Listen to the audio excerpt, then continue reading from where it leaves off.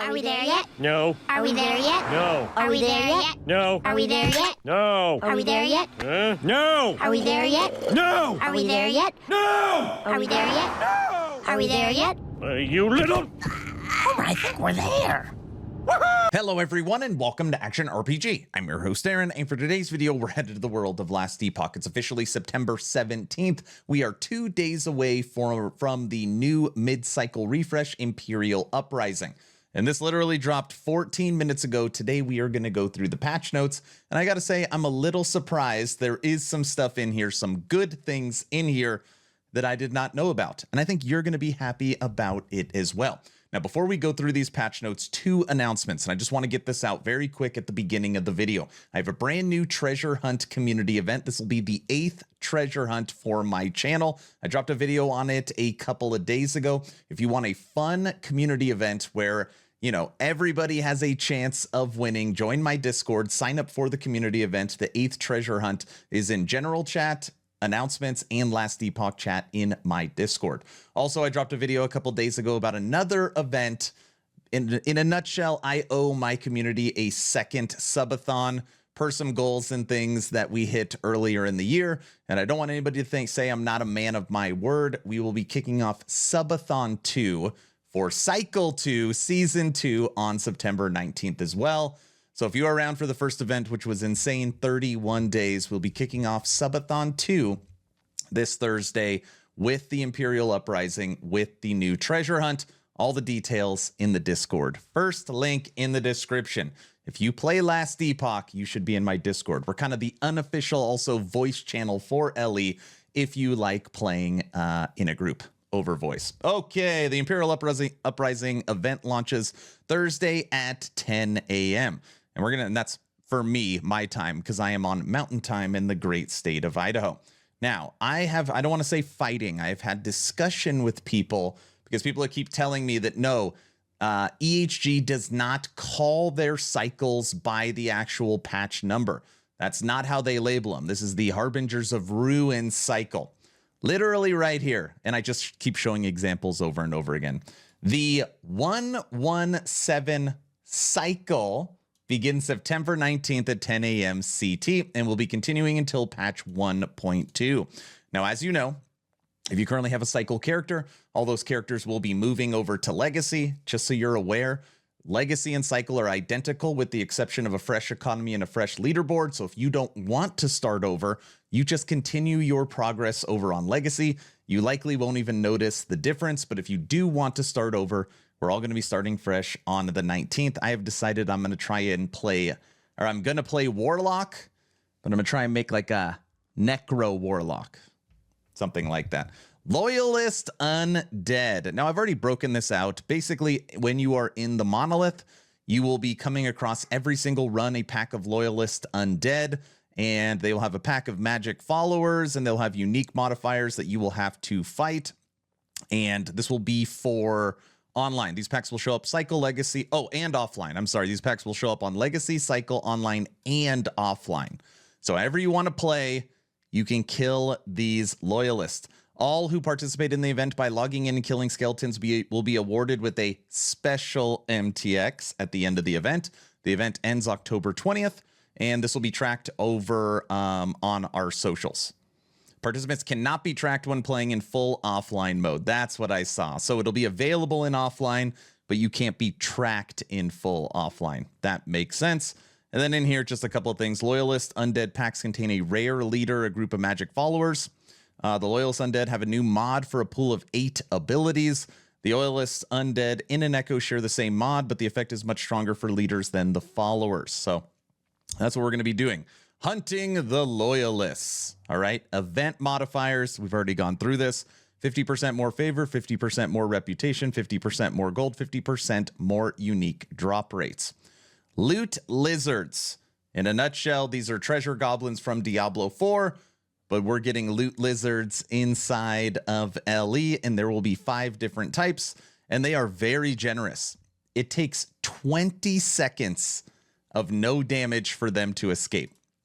So they'll actually look pretty damn fast, but I mean, if you stick to it, you should be able to unburden them of their loot. That's what EHG says. You don't kill your loot lizard, you unburden them, and then they run away. Stash tab priority system. Now, it is of my opinion that in 2 days, September 19th, EHG will be #1 in the entire action RPG genre for crafting, loot filter, and now stash tabs. So this stash tab priority system, most people know it as a stash tab affinity system from PoE. They will be the best in those 3 systems of any action RPG. In my opinion, you are going to be able to label your tabs what you want. Keys, boots, unique boots, citadel boots. And then what you can do is you can shift right click or square X on the controller and the items auto transfer in. You could set up your entire stash exactly how you want it and then automate your loot sorting. Oh my gosh.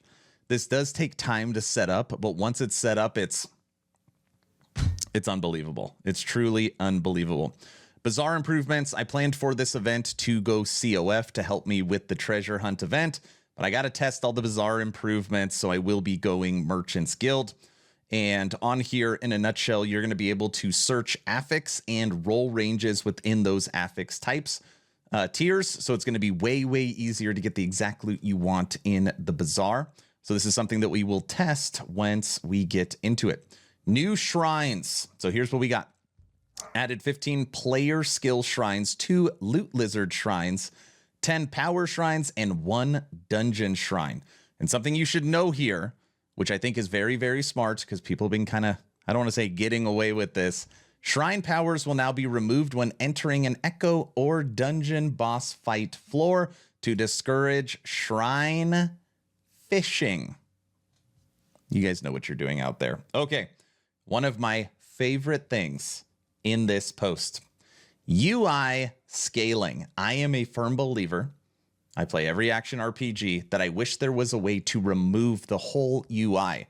But if I had to pick, at least scaling would be great. UI scaling options have been added to both the Steam Deck and PC. You can now set scaling for tooltips, skill panels, monolith and map panels, login screen, character creation, game HUD, and ladder panel. So if you want more screen real estate, we'll have to see how this works, but you could scale everything smaller. Dungeons. Reduce the size of the regular dungeon floors by around 30%. Reduce the number of obstacles in the said dungeons. 30% reduction. Again, we will test this, but dungeons should be much quicker to get through. Fix a bug where shrines and other random encounters such as Nemesis could not spawn dungeons in online. Fixed a bug where shrines and other random encounters could spawn inaccessible areas. Fixed a bug where shrines and other random encounters could not spawn in one location. Fixed a bug where clicking on a key didn't zoom into the dungeon floors. So obviously with the update to shrines, they fixed some bugs with shrines. Steam Deck and performance. Now, this has kind of been said in the past. Again, we have to test it. But anybody that has been around for a long time knows that Last Epoch suffers from severe memory leaks. Fixed a few memory leaks where assets were being held onto by static references, resulting in them never being released. Potentially some improvements to memory leaks is absolutely huge. Hoping it works. Fixed a gamepad issue where the Forge didn't show the left trigger icon to move it from the inventory panel. Okay. Quest and level designs. Quest, we're getting there. There's still more. New interaction added in the Precipice, visual improvements, Crumbling Ruin, visual improvements, Outcast Seer. Study and Time quest has been changed slightly. Reworked the Sanctum's quest. Updated Lotus Hall. Isle of Storms quest reworked. Bug fixing. It's coming. We don't even need it. Updates to all the crap. System changes. Here we go. Added an option to respec all passive points in a mastery or all points in the base tree and masteries.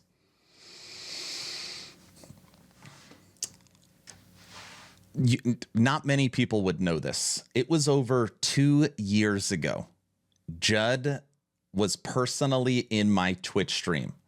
And we were talking. This is when I kind of got approval to make Aaron's Will my unique item in game.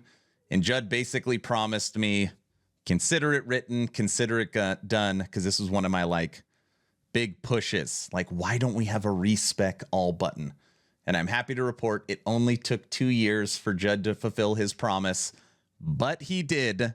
In passives, we can now respec all. Updated the game guide to include 3 new pages: stash tab priority, shrines, and loot lizards. Now, in here, you have some bug fixes. I don't really want to, I will link this in the description if you want to read it for yourself. But you've got added bug fixes in here. And some of this stuff you'll see, like it's Forgotten Knights, it's Harbingers, and Exiled Mages. Nothing insanely huge, but what they did is they added a system to display a mirrored item sprite for items that are legitimate duplicates, such as the Vaults of Uncertain Fates, to help resolve confusion from duplicated items. Basically, they are adding in a way to see a real duplicate versus you're cheating. So, it's smart. It's cool. I want to see what that looks like once we find our first mirror. Enemies. Skeletons have improved models, animations, and VFX. Now, obviously, this is under the enemy category, and it makes sense since we're going to be hunting lots of skeletons, so it's nice they updated the animations. I'm hoping that maybe EHG, if these look great, they could translate over to the skeleton skills. We'll have to see what they look like. More bug fixes. And then for anybody that is a fan of spin to win, they have, I don't want to say finally, but I think you're going to be happy, made more Warpath more consistent in how it damages enemies. Previously, Warpath hit all enemies within its range around 0.33 seconds, so you could move into range if an enemy in Warpath could take up to that time length before it actually gets hit. Now Warpath maintains its collider attached to the player for the full duration until the next one is created. So many enemies that come into range is always hit immediately. An enemy moving out of the AoE and back in within a single damage interval will not be hit more frequently than it would have otherwise. This makes Warpath hits feel a lot more responsive while moving, especially at lower attack speeds. So update to Warpath, lots of bug fixes, of course, respec all button, memory leak improvements, dungeons are 30%, hopefully quicker to kill. UI scaling, 28 new shrines, bizarre search improvements, stash tab affinity system, 5 new loot lizards, and 4 event modifiers, including us hunting the loyalist undead for MTX rewards throughout this new event. Whew. That's the news. Make sure you join the Discord to get into my brand new treasure hunt. It's going to be fun. We're approaching 70 people already in the event. Subathon kicking off on Thursday, which are literally like my nerves are. Oh, the last event was so insane that I'm like, I don't know how to even prepare, but I'm trying to. This Thursday as well. And we'll be streaming a shorter stream today as I prepare for the subathon, a shorter stream tomorrow as I prepare for the subathon. And then everything kicks off on Thursday. Let me know your thoughts in the comment section below on the Imperial Uprising. Are you happy with this update? Is this enough to bring you back for the event? Well, at least this hold you over until maybe you're one of those people waiting for D4. Let me know your thoughts in the comment section below. I appreciate all of you. You're all awesome. It's going to be a fun week. Hopefully you're entertained or at least learned something. Aaron, out.